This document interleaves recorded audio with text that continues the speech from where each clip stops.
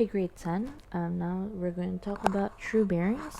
It is still related to trigonometry, but I'm going to give you a couple definitions. So I hope that you are writing notes and then doing the examples as well in this video. So bearings are a consistent system for describing direction. So it's a relative position. How this is related to trigonometry, if you guys remember the last time we talked about SOHCAHTOA, how a right triangle, the sides of the right triangle are relative to the given angle, right? Angle theta. So if angle theta is the one on top here, this means the opposite side will be called opposite. This is the hypotenuse, and the adjacent side will be called adjacent. So let's say we have angle phi here. Relative to angle phi, this would be opposite, and this side would be adjacent. So true bearings are like that, or bearings in general. It's relative position, and we'll talk about the difference between bearings and true bearings. So true bearings are very specific. We'll dig into that, but you guys have been doing bearings as long as you can remember, because let's talk about compasses. So we know that this would be north. Never eat sour watermelon, right? So we all know that this is a compass. North would be the one on top, and then south would be on the bottom, east on the right, and then west on the left, right? If it's just like stable, we're not moving it anywhere. We also know that in between these, we call this northeast, we call this southeast, we call this southwest, we call this northwest, right? And then if you want to get into even more detailed, you could be doing in between these as well, right? So this would be north, east, north. This could be east, northeast. This could be east, southeast. This could be south, east, south. And then you can go on and on, you know, south, west, south, west, southwest. And then this could be west, northwest. This would be north, west, north. Yeah, it depends on that. Let me check if I got the letters correct here. So north, northeast. Okay, no, I didn't.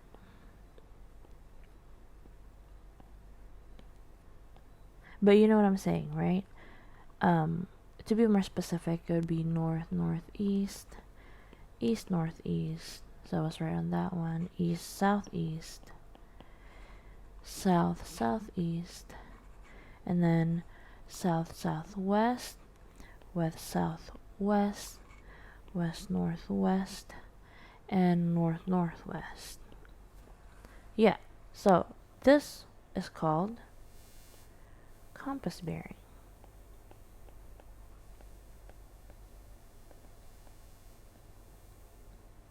Because it is all of these are relative to where they are, right?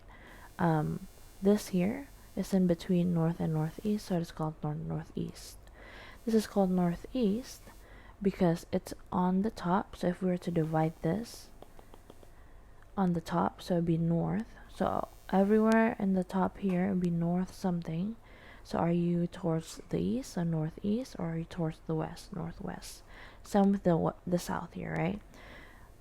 Are you on the right side, like you're on the south and then southeast, or are you on the west side, so southwest? It is called compass bearing. So it's all relative positions, to cut it short, right? Easy peasy. So, true bearing is quite interesting because we are comparing it with the north direction only. So if I say that we start here, this is north, right? With 0 degrees, that's north. And if I move clockwise, what are the degrees of these? So if I go from here to here, here to here, here to here, what are they? That's easy, right? So that's 90 degrees. This is 180. This is 270. And then if we go back, you don't usually call it 360. We call it 0 degrees, but it is a 360 turn, right? Because we are going to the initial position. Okay? So that is what true bearing is. We are going from the north, and then wherever you are, if you're right here, if this is your new position here, the direction here will depend on your north, right? So we measure this this distance here, how many degrees. So let's say that's 90 plus 45, around 135 degrees, right? So that's your position, true bearings. Okay. So how do we label that? So there are two notations. So 135 degrees T for true bearings, or you could also do 135 degrees. Okay, so the notation for true bearings is that you have to have 3 digits, because the highest number that you can get is a three digit number, right? 360 or 359. That's why they put it in three digit. So true bearings can also be called 3-digit bearing. And that's it, guys. It's just your position relative to where the north is. Okay, so here is a definition for you from the textbook. It says we can measure a direction by comparing it with the true north direction. That is called true bearings. It is measured from north, and then it goes from we go clockwise. That's the direction we go. So let's jump into a few examples here. So today we have this example. This is from your book. So imagine you're standing at point A here. So you're in point A. Okay. And then you're facing north. So you're facing that way. Okay. And you turn clockwise. So you turn this way here. Okay. You turn clockwise until you face B. So you turn clockwise until you face B. So you're from here, you're looking at north. Now you turn so that you can face B. Okay?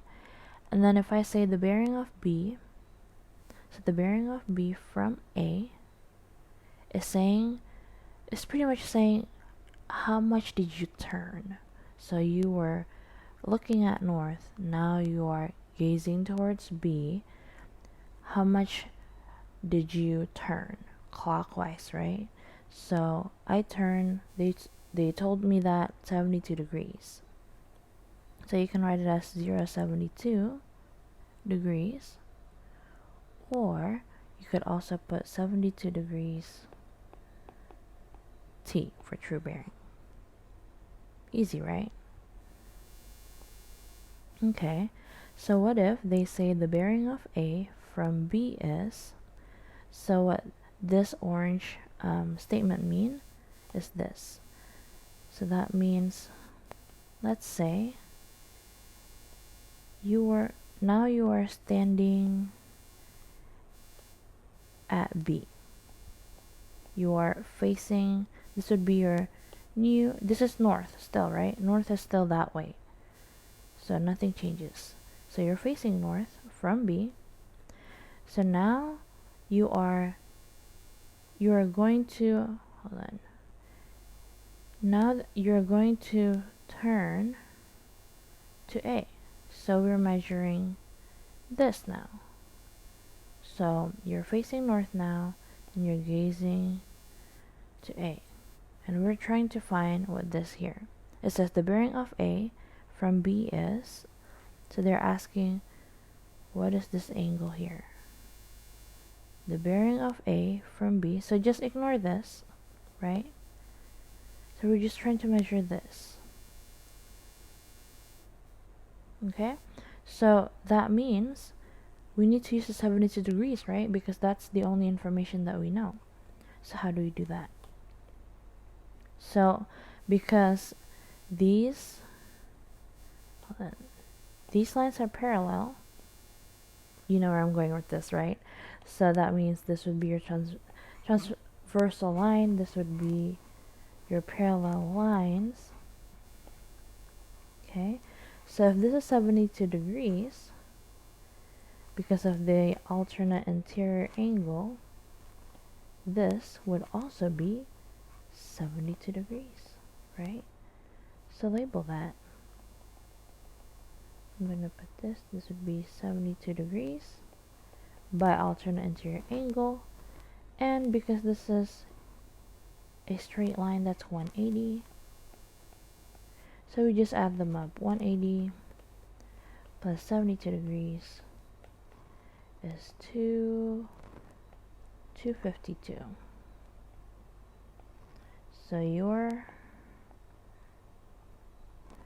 So the bearing of A from B is 250 degrees. You can put E here for true bearing, or just leave it as 252. Alright, easy peasy. Okay, I have 3 examples here. So you go ahead and pause if you want to do it ahead of time before me. And then we're going to talk about it. So it says the bearing of B from A is 70 degrees. So they're saying, so from A, so this is north, the bearing of B, so ignore this, so the bearing of B is 70. So they give us that. Okay, now they're asking the bearing of A from B, so B, this is north still, so the bearing of A from B, what is that, right? So I think you guys already know about this. This is transversal line because these are parallel. So if this is 70 degrees, this would be 70 degrees as well by alternate interior angles, right? And you know what I'm going with this? This is 180. So you just add them up. So that's 250 degrees. Okay, easy. Alright, I'll let you do this one. Okay, so they say the bearing of B from A, so this is north. So from A, the bearing of B, they gave us that 120, so that's easy. Okay, I'm making this a habit for you guys, so you know both notations for true bearings. And then it says the bearing of A from B, so from B, the bearing of A, so what is this, right? Again, do the same routine.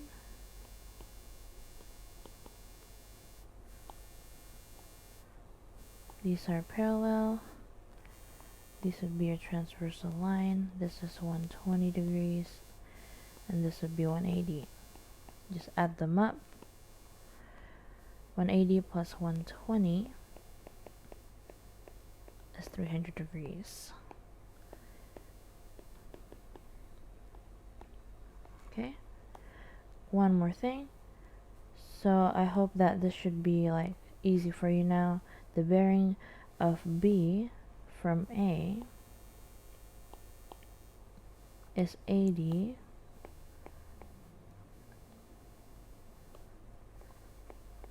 they gave us that. Okay, remember you need to make it in 3 digits, right? For 80 or anything that's 2 digit, use 0 in the front, or you just put 80 degrees and then T. Either way, the bearing of A from B